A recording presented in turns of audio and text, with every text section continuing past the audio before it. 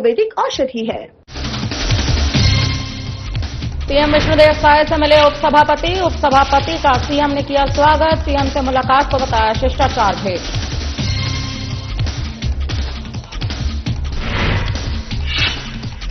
रायपुर में 2 दिवसीय प्रशिक्षण कार्यशाला का समापन। कार्यक्रम में डिप्टी सीएम अरुण साय ने की शिरकत। प्रशिक्षित अभियंताओं को बांटे गए प्रशस्ति पत्र।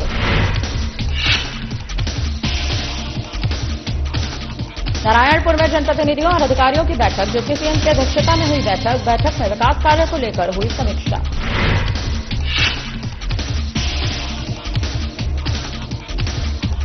बालोद में 10वीं और 12वीं बोर्ड परीक्षा की तैयारी में जुटा शिक्षा विभाग। कमजोर प्रदर्शन करने वाले स्कूलों पर पैनी नजर।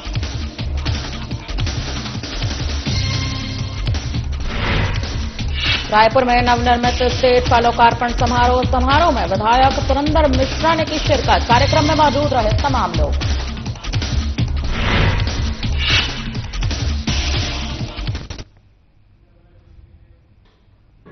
नमस्कार, बहुत बहुत स्वागत है आपका हमारे इस खास बुलेटिन में। मैं हूं आपके साथ आश्रुति वोहरा। बुलेटिन का आगाज करेंगे। मुख्यमंत्री विष्णुदेव साय से रायपुर स्थित मुख्यमंत्री निवास कार्यालय में राज्यसभा के उपसभापति ने मुलाकात की है। मुख्यमंत्री ने शॉल और प्रतीक चिन्ह नंदी भेंट कर उपसभापति का स्वागत किया। इस अवसर पर मुख्यमंत्री के मीडिया सलाहकार पंकज झा भी उपस्थित रहे।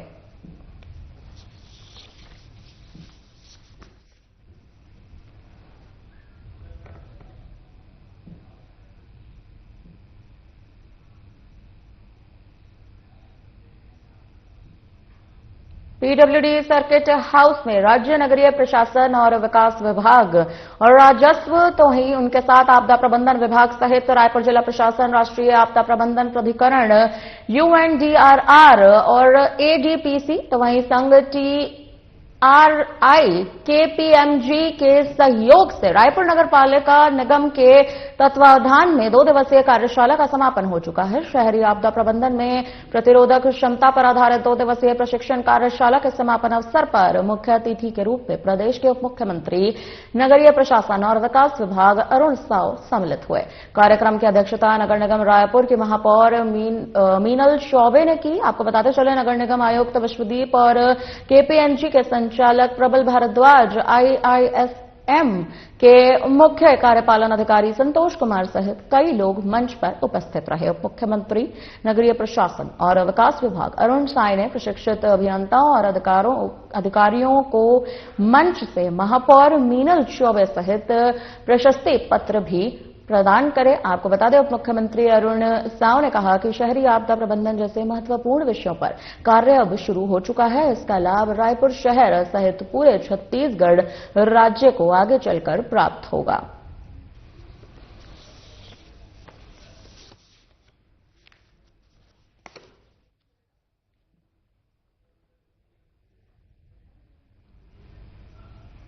उप मुख्यमंत्री विजय शर्मा, वन और जलवायु परिवर्तन मंत्री केदार कश्यप द्वारा नारायणपुर जिला पंचायत के सभा कक्ष में जनप्रतिनिधियों और जिला स्तरीय अधिकारियों की बैठक की गई। इस बैठक में जिले में चल रहे विकास कार्यों की समीक्षाएं की गई। उप मुख्यमंत्री ने नियद नीलनार योजना क्षेत्र के सरपंचों से सीधा संवाद कर गांव के विकास से संबंधित जानकारी ली और इन क्षेत्रों में विकास कार्यों को समय पर पूरा कराने के निर्देश दिए। उन्होंने राशन कार्ड, आधार कार्ड, आयुष्मान कार्ड, जन्म प्रमाण पत्र, प्रधानमंत्री आवास, जॉब कार्ड, पेंशन योजना आदि की भी उपलब्धता के संबंध में पंचायत प्रतिनिधियों और सरपंचों से जानकारी ली।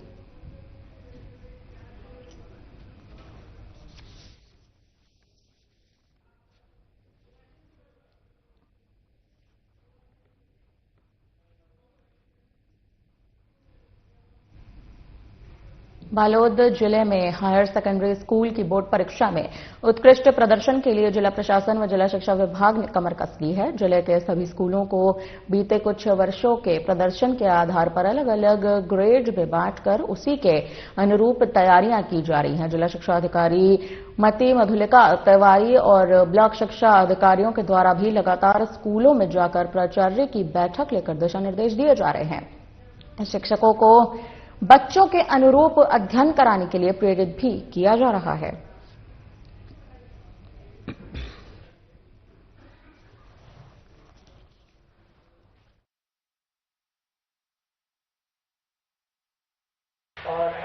कुछ कार्य होना है जिसके तहत, क्योंकि हमारे पास समय कम है, इसलिए इसमें पहला तो ये कर रहे हैं कि विकासखंडवार जो बॉटम में अर्धवार्षिक परीक्षा में ऐसे विद्यालय जिनका प्रदर्शन कमजोर है, उन विद्यालयों की के प्राचार्यों के साथ में बैठक कर रहे हैं ब्लॉकवार। और ऐसी बैठक बालोद के 17 प्राचार्यों की हो चुकी है और साथ ही इसके पश्चात में गुरूर के भी करीब 17 प्राचार्यों की बैठक हो चुकी है गत दिवस शनिवार को, जिसमें आने वाले दिनों में भी बाकी के तीनों ब्लॉकों की बैठक ली जा रही है, जिसमें आज भी एक बैठक है। इसमें हम ये निर्देश दे रहे हैं सभी प्राचार्यों को कि चूंकि हमारे पास समय कम है, इसलिए हम रोज 1 घंटे एक्स्ट्रा क्लास लगाएं बच्चों की, जिसमें उनकी जो भी समस्याएं हैं, उनको जो कठिन लगता है, विशेषकर छात्रों के तीन भागों में बांट लें। औसत बच्चे, कमजोर प्रदर्शन करने वाले बच्चे और बहुत ही अच्छा प्रदर्शन करने वाले बच्चे, कमजोर प्रदर्शन करने वाले बच्चे हैं, उनके लिए डाउट क्लासेस करें। Rotary club of Raipur royal के सहयोग से स्वामी आत्मानंद शासकीय शहीद स्मारक उत्कृष्ट विद्यालय फाफाडीह चौक रायपुर में नवनिर्मित स्टेज का लोकार्पण समारोह संपन्न हुआ। इस अवसर पर उत्तर विधानसभा क्षेत्र के लोकप्रिय विधायक पुरंदर मिश्रा मुख्य अतिथि के रूप में उपस्थित रहे। लोकार्पण कार्यक्रम को संबोधित करते हुए विधायक ने कहा कि विद्यालयों में इस प्रकार की संरचनात्मक सुविधाएं विद्यार्थियों के शैक्षिक, सांस्कृतिक और व्यक्तित्व विकास में महत्वपूर्ण भूमिका निभाती है। कार्यक्रम में संजय जोशी, राजेश पांडे, डॉक्टर नवीन बागरोचा सहित तमाम लोगों ने शिरकत भी की।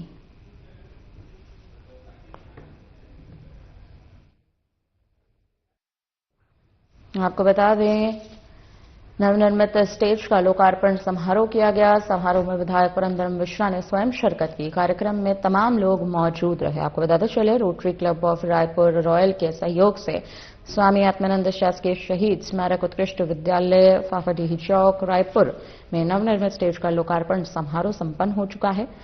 विद्यालयों में इस प्रकार की संरचनात्मक सुविधाएं विद्यार्थियों के शैक्षिक, सांस्कृतिक और व्यक्तित्व विकास में महत्वपूर्ण भूमिका निभाती नजर आ रही हैं।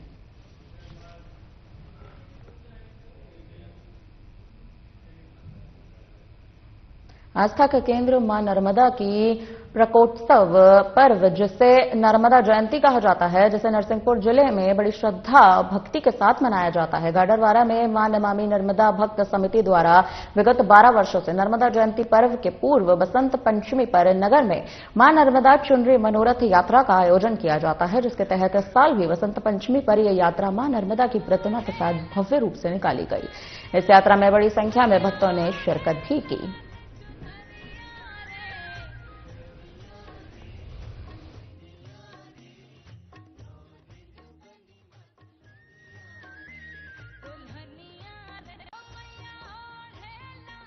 नर्मदा माई की जय। मां नमामि नर्मदा समिति के तत्वाधान में विगत वर्षों की भांति इस वर्ष भी मनोरथ चुनरी यात्रा का आयोजन स्थानीय गाडावारा में बसंत पंचमी के अवसर पर किया जा रहा है, जो कि नगर के मुख्य मार्गों से होते हुए निकाली जाएगी। यह 551 की फीट की यह मां की चुनरी रहेगी, जो कि नगर के सभी श्रद्धालु इसमें सम्मिलित हों, ऐसी हमारी समिति अपेक्षा एवं अपील करती है। इस मां की चुनरी में अपना हाथ लगाकर अपने जीवन को धन्य बनावे, ऐसी हम लोग कामना करते हैं। नर्मदे।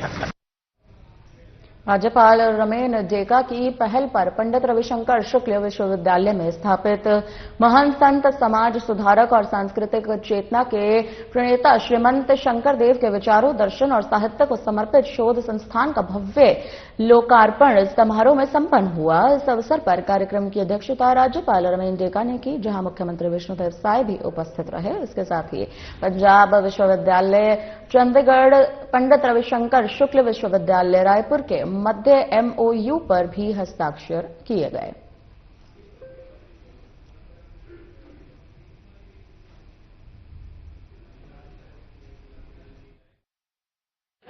पूज्य शंकर देव जी का कार्य क्षेत्र भले ही असम था, लेकिन उनके द्वारा सामाजिक जागरण का जो कार्य किया गया, उसका प्रभाव संपूर्ण देश पर पड़ा। वो महापुरुष शंकर थे जिन्होंने एक विपुल साहित्य लिखा। नंबर 1, उस साहित्य को गाना सिखाया भिन्न भिन्न रागों में। वो एक इंस्टीट्यूशन है, वो एक विश्वविद्यालय यूनिवर्सिटी है। वो क्या नहीं किया, कविता लिखा, ब्रजावली भाषा में लिखा, संस्कृत में लिखा, असमिया में लिखा। राज्यपाल रमेन डेका ने गोद लिए गए 3 ग्रामों बेमत्रा जिले के ग्राम टेमरी, गरियाबंद जिले के ग्राम बिजली और खैरागढ़ छुईखदान गंडई जिले के ग्राम सोनपुरी में केंद्र और राज्य शासन की फ्लैगशिप योजनाओं की दिशा में ठोस कदम उठाने के निर्देश दिए हैं। इसके लिए उन्होंने मार्च 2026 तक का लक्ष्य निर्धारित किया है। इस संबंध में राज्यपाल ने संबंधित अधिकारियों के साथ समीक्षा बैठक की, जिसमें सभी गांव के सरपंच भी उपस्थित रहे। बैठक में शिक्षा, स्वास्थ्य, पोषण, पर्यावरण, जल संरक्षण, स्वच्छता, जैविक खेती और आजीविका से जुड़े मुद्दों पर भी चर्चा हुई।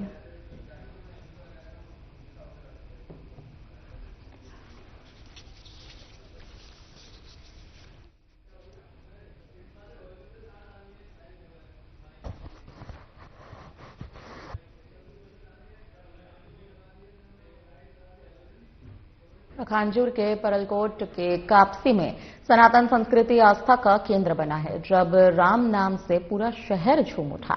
मर्यादा पुरुषोत्तम श्री राम जी का भव्य मंदिर निर्माण का भूमि पूजन आखिरकार यहां पर हुआ। आपको बता दें, इसमें क्षेत्रीय विधायक विक्रमदेव उसेन जी ने पूरे विधि और विधान के साथ पूजा अर्चना की। वहीं आपको ये भी जानकारी दे रहे कि हजारों सनातनी साधु संत इस ऐतिहासिक पल के साक्षी रहे। आरएसएस खंड संयोजक चितरंजन मंडल और उनके सहयोगियों ने अयोध्या राम जन्मभूमि मंदिर में दर्शन समाप्त किए और इसी के साथ अयोध्या के पवित्र माटी मंदिर की ईंट और सरयू नदी का अमृत जल परलकोट भी लेकर आए।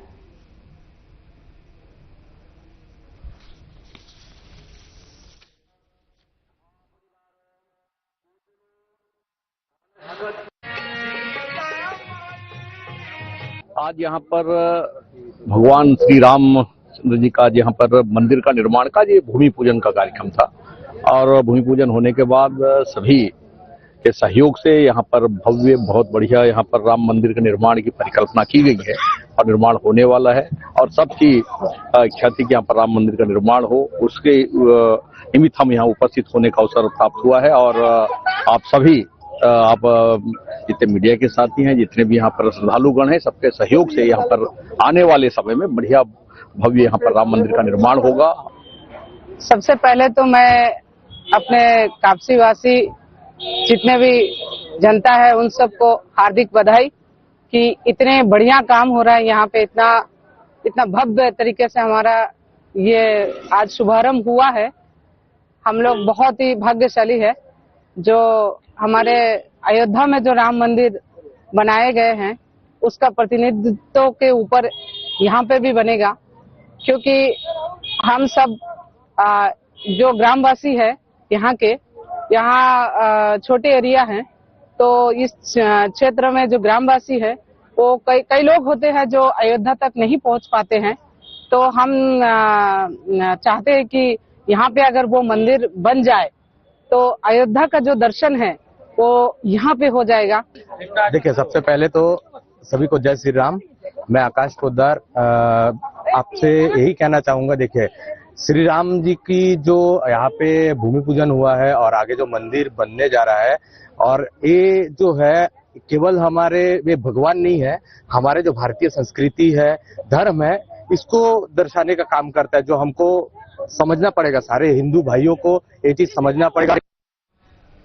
लोकसभा की केमिकल और फर्टिलाइजर समिति के स्टडी टूर के दौरान आपको बता दें कि रायपुर सांसद तो वहीं उन्हीं के संग जानकारी लगातार जो आ रही है, हम आपको बताते चले कि रायपुर सांसद और वरिष्ठ बीजेपी नेता बृजमोहन अग्रवाल ने केरल की राजधानी तिरुवनंतपुरम स्थित विश्व प्रसिद्ध पद्मनाभ स्वामी मंदिर में भगवान श्री हरि विष्णु के दर्शन कर आशीर्वाद प्राप्त किया। तो वहीं कन्याकुमारी में समिति सदस्यों के साथ विवेकानंद रॉक मेमोरियल का भ्रमण भी किया गया। इस दौरान उन्होंने कहा कि अरब सागर, बंगाल की खाड़ी और हिंद महासागर के पावन संगम पर स्थित यह ऐतिहासिक स्मारक स्वामी विवेकानंद जी के राष्ट्र चिंतन, आत्मबोध और भारत की आध्यात्मिक चेतना का जीवंत प्रतीक है।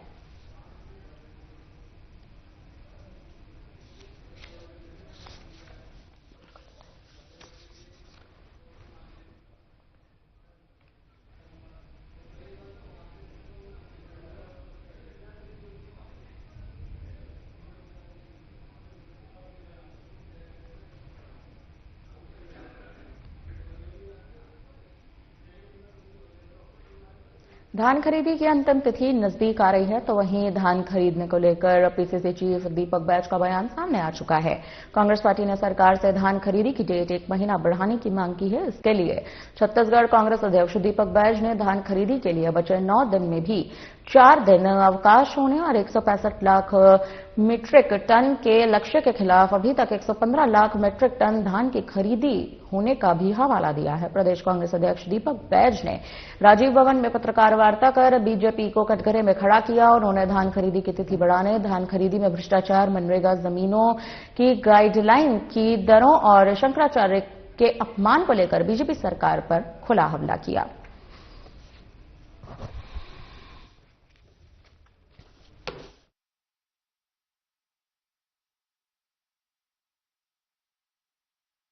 कि पूरे प्रदेश में सरकार द्वारा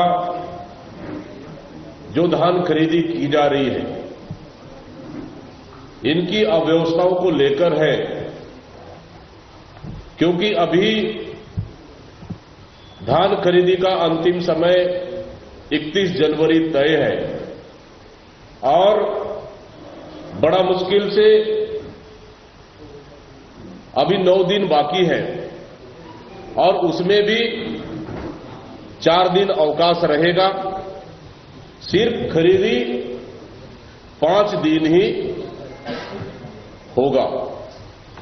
इस परिस्थिति में आप देखेंगे कि ऑनलाइन टोकन पूरी तरह से बंद हो चुका है, ऑफलाइन टोकन कट नहीं रहा है और अभी तक 5 लाख से अधिक किसान जिनका टोकन कटा है वो धान नहीं बेच पाए हैं।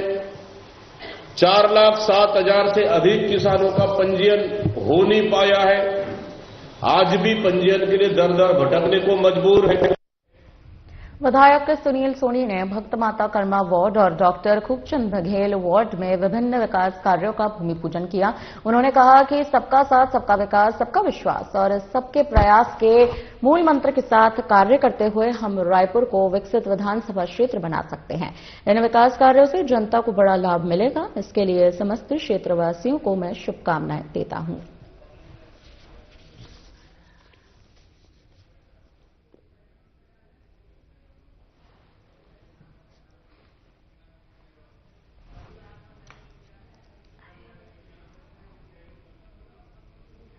रायपुर में शहरी आपदा जोखिम और प्रभावी प्रबंधन पर PWD circuit house civil line में एक महत्वपूर्ण कार्यक्रम आयोजित किया गया। इस कार्यक्रम में उत्तर विधानसभा क्षेत्र के लोकप्रिय विधायक पुरंदर मिश्रा ने शिरकत की। आपको बता दें कि कार्यक्रम में शहरी क्षेत्रों में आपदाओं से निपटने के लिए आवश्यक सतर्कता, पूर्व तैयारी और समन्वित रणनीतियों पर भी चर्चाएं की गई। विधायक मिश्रा ने कहा कि बढ़ते शहरीकरण के कारण आपदा जोखिम बढ़ रहा है। इसके समाधान के लिए सभी वर्गों की सहभागिता जरूरी है। महापौर मिनल चौबे, विधायक मोतीलाल साहू, विधायक अनुज शर्मा, रायपुर कलेक्टर गौरव सिंह और अन्य वरिष्ठ अधिकारी उपस्थित रहे। इस अवसर पर आपदा प्रबंधन से जुड़े विभिन्न विशेषज्ञों ने अपने विचार साझा किए और बेहतर समन्वय के महत्व पर जोर दिया।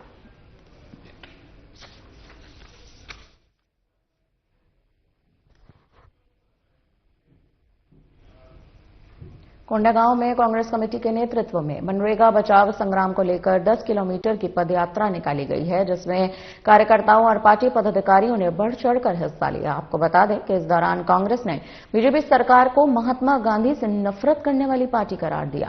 मनरेगा बचाव संग्राम के तहत ब्लॉक कांग्रेस कमेटी अध्यक्ष गौतम साहू की ओर से भगवान भोलेनाथ और दुर्गा माता की पूजा अर्चना कर पदयात्रा का शुभारंभ किया गया। जनसभा को संबोधित भी किया गया। 10 किलोमीटर की यात्रा में कांग्रेस कार्यकर्ताओं ने जन जन संपर्क कर मनरेगा योजना बंद होने से आने वाली आर्थिक संकट से अवगत कराया।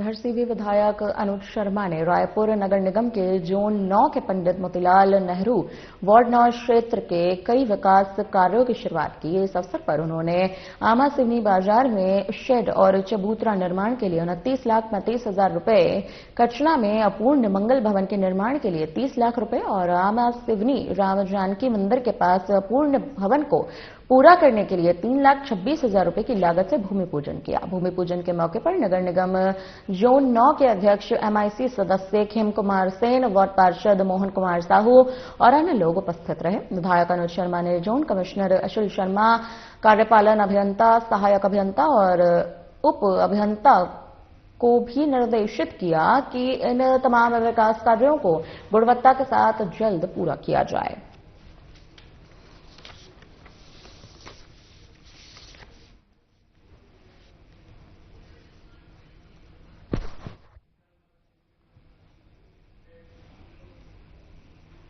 बालोद की ओर से बीजेपी के नवनिर्वाचित राष्ट्रीय अध्यक्ष नितिन नवीन के चयन पर एक भव्य उत्सव का आयोजन किया गया। इस अवसर पर अटल चौक पर भारत रत्न स्वर्गीय अटल बिहारी वाजपेयी जी की प्रतिमा पर माल्यार्पण किया, उन्हें श्रद्धांजलि अर्पित की गई। तो वहीं बीजेपी कार्यकर्ताओं ने भारतीय जनता पार्टी जिंदाबाद, नरेंद्र मोदी जिंदाबाद और नितिन नवीन जिंदाबाद के नारे लगाए। उत्सव में आतिशबाजी और मिठाइयां बांटकर कार्यकर्ताओं ने अपनी खुशी का इजहार किया। बीजेपी प्रदेश महामंत्री यशवंत जैन ने नितिन नवीन को राष्ट्रीय अध्यक्ष बनने पर बधाई दी। उन्होंने कहा कि छत्तीसगढ़ की सहभागिता पार्टी की संगठनात्मक एकता और लोकतांत्रिक मूल्यों का प्रतीक है। बीजेपी जिलाध्यक्ष चैमन देशमुख ने नितिन नवीन के युवा नेतृत्व को पार्टी के लिए एक प्रेरणा का स्रोत बताया। वहीं पूर्व प्रदेश मंत्री राकेश यादव ने कहा, नितिन नवीन का नेतृत्व पार्टी को नई ऊर्जा देगा। छत्तीसगढ़ के लिए ये एक गर्व की बात है।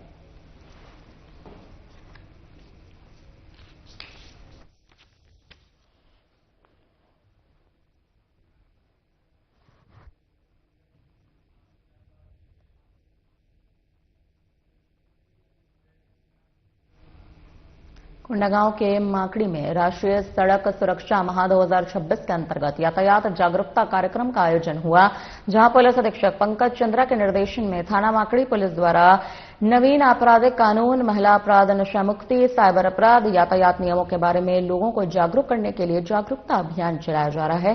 इसी परिप्रेक्ष्य में औद्योगिक प्रशिक्षण संस्थान में निरीक्षक ज्ञानेंद्र सिंह चौहान, थाना प्रभारी ने सभी छात्र छात्राओं, प्रोफेसर और अन्य लोगों को यातायात नियमों का पालन करने की जानकारी दी। साथ ही साइबर अपराध और साइबर अपराधों से खुद को बचाने के तरीके, महिला और बच्चों से संबंधित अपराध, भारत सरकार द्वारा लागू किए गए 3 नए आपराधिक कानूनों के बारे में भी जानकारियां दी गई।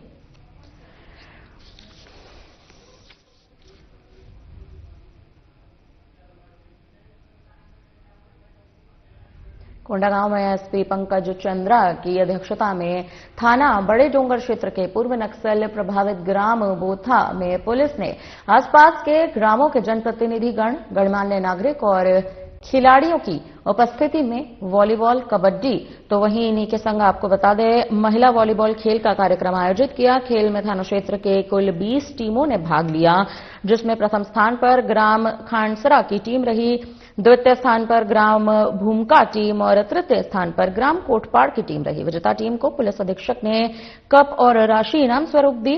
वॉलीबॉल प्रतियोगिता में भाग लिए प्रत्येक टीम का उत्साहवर्धन के लिए टी-शर्ट भी प्रदान की गई। पुलिस अधीक्षक की इस पहल से पूरे क्षेत्रवासियों में उमंग और उत्साह की लहर साफ जाहिर थी। सामुदायिक पुलिसिंग के तहत आयोजित किए गए कार्यक्रम को ग्राम बोठा और आसपास के ग्रामीणों द्वारा खेल उत्सव के रूप में मनाया गया।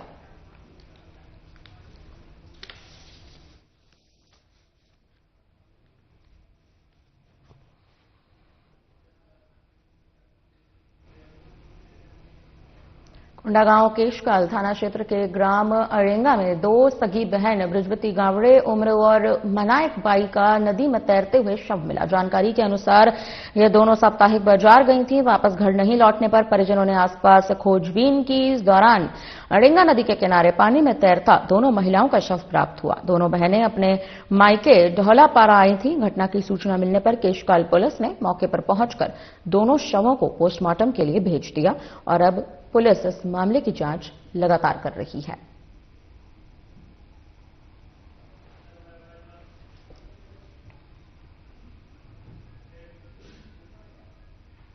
फिलहाल के लिए इस बुलेटिन में इतना ही। मुझे दीजिए इजाजत। नमस्कार।